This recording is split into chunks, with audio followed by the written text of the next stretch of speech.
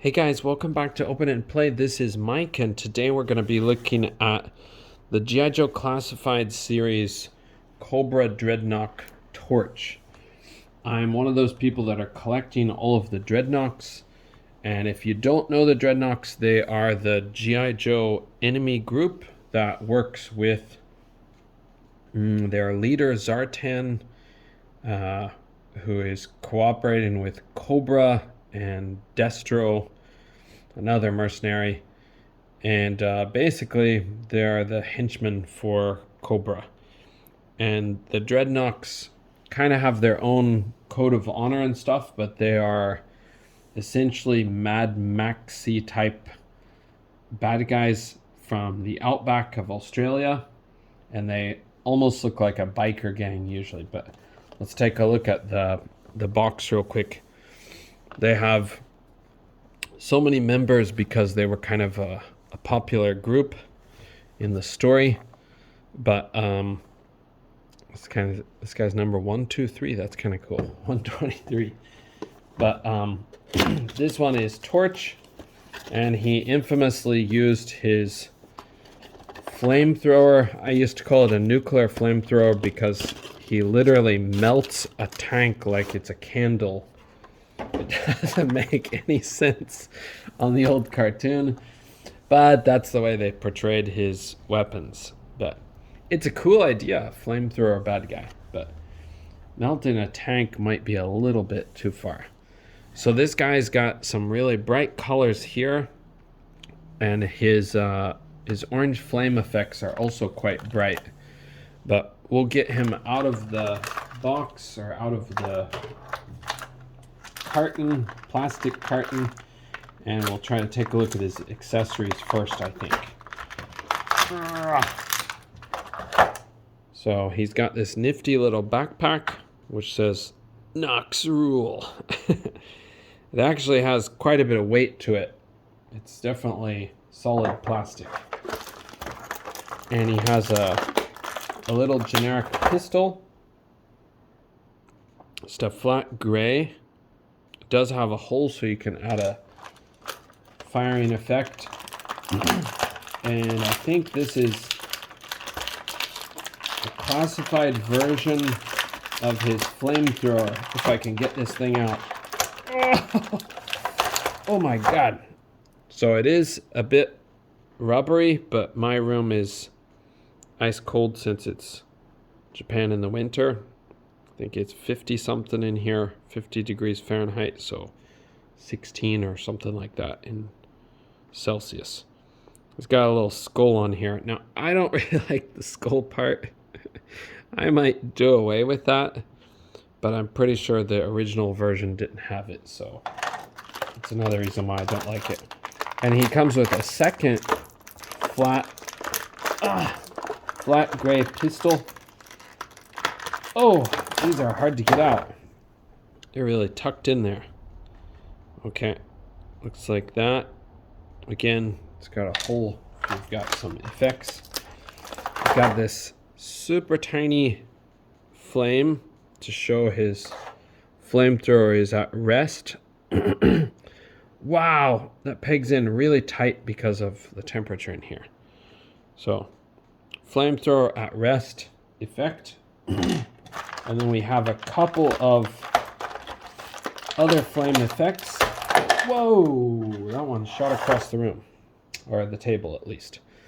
This one is a nice little fireball.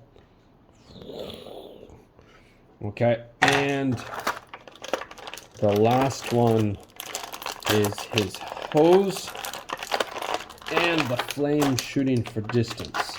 So here's the hose. It's made from a nice soft rubbery material. I think it is plastic, but it does feel quite rubbery.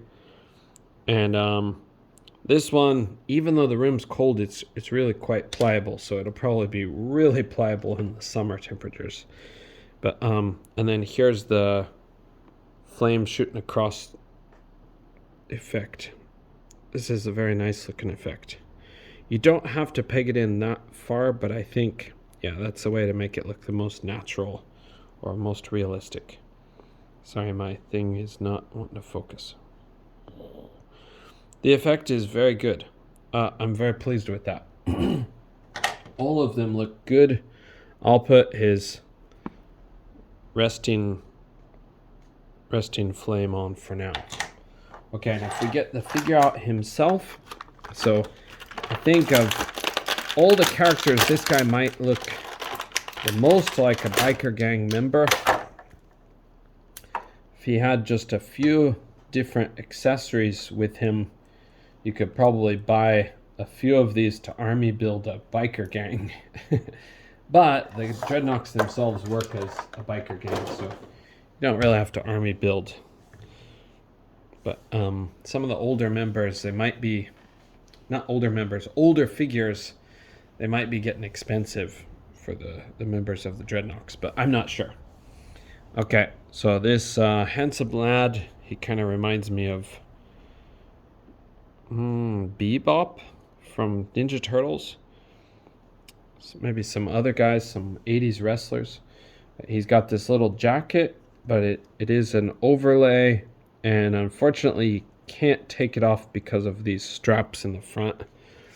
And he has a little necklace overlay, and he has kind of like a choker, but this one is not an overlay. That's actually into the figure sculpt, so can't get that off.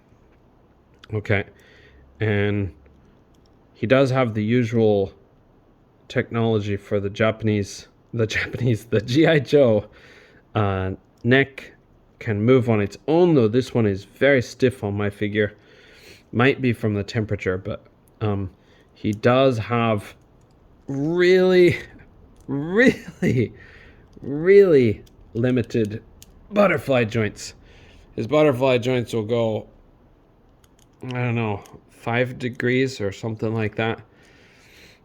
That's pretty disappointing, but I often don't expect much of the G.I. Joe classified butterfly joints.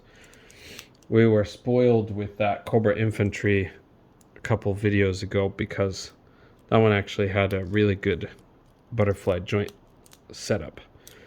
Okay, and sorry, it's really cold, so it's hard to bend these joints. He's got double jointed pinless elbows that'll bring you this far. It's not great, but it's not the worst thing in the world either. And he has a nice hefty joint. If this thing will focus. He's got a nice hefty joint here. So it is a vertical hinge, so it will look good for holding stuff. And he's got this little chain overlay. It's kind of cool. 2 chain overlays, though they're really small chains. Okay, and they are both vertical. He doesn't come with punching hands or anything, which kind of stinks, but I'm always the big puncher guy, so.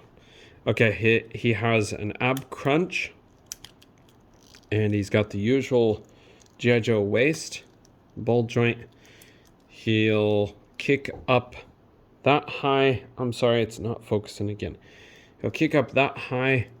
He does have the thigh cut. It's got double jointed pinless. Oh, double jointed pinless knees that will kick you really far back. He can't quite kick his butt, but wow, that's really good. Okay, and he does have drop down hips, I think. Just a second. Does he have? Yeah, he has drop down hips, though they are kind of limited. But it's not really limited. It's normal. It just hides the drop down more, so it looks limited, but it's not. Okay, and his boots will, I'm sorry guys, his boots will swivel. He's got the boot cut, and his ankles hinge and pivot. Okay, so yeah, they did a good job hiding his boot cut. Of course, you can hide it easily when you have actual boots to use a boot cut with. Okay. I'll see if I can get him loaded up real quick. I'm not the fastest with this, especially in this freezing cold room. Limited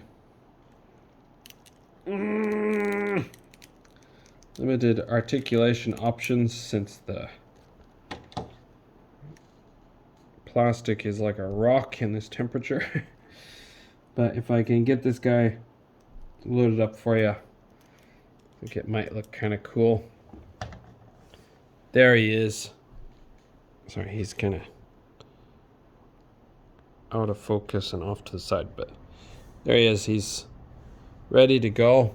I'll see if I can get him with one more real quick. Let's give him that big flame effect.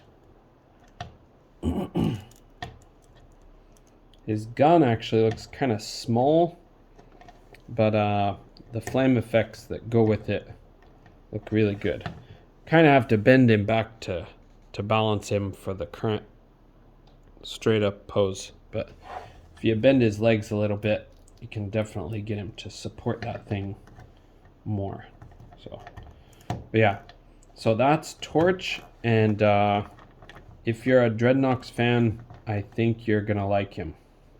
So it's not the best pose, but at least he's holding it. And at least he's firing it. Okay, thanks guys for joining me on this one. Sorry it's a little bit long for a G.I. Joe Classified review, but yeah, he's cool, so I guess I spent a little more time on him than I expected. Okay, I forgot to say Happy New Year in the other videos, but Happy New Year to everybody. I hope this year brings a lot of happiness to you. I'm very worried about this year. I'm expecting it to probably be one of the worst years that I'll experience, but yeah, that's another political topic, so but anyways, peace be with all of you guys, and I hope you have a great year.